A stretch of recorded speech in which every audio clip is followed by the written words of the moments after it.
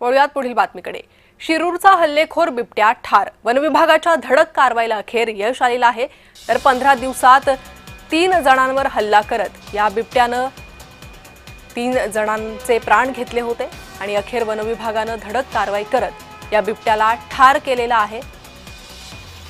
शिरूरचा हल्लेखोर बिबट्या ठार झालेला आहे।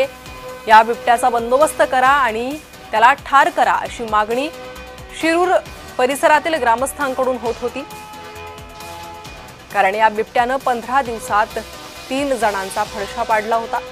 अखेर या बिबट्याला ठार करण्यात आले। वन विभागाच्या धडक कारवाईला यश आलेलं आहे।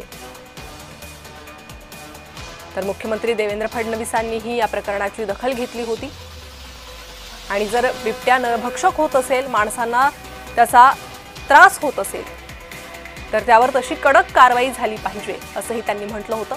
त्यानुसार वन विभागानं कडक कारवाई करत बिबट्याला ठार केलेला आहे।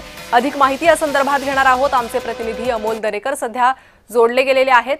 अमोल, शिरूरचा हल्लेखोर बिबट्या अखेर ठार झालाय, नागरिकांची हीच मागणी होती।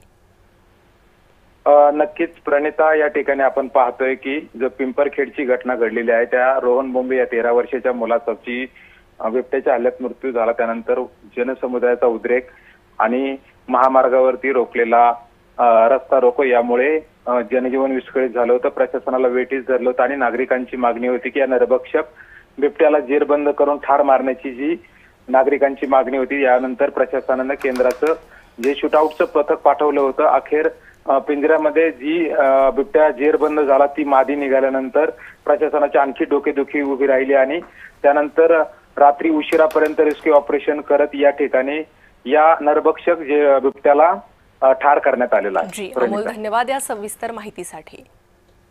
तर अखेर या नरभक्षक बिबट्याला ठार करण्यात आलेला आहे।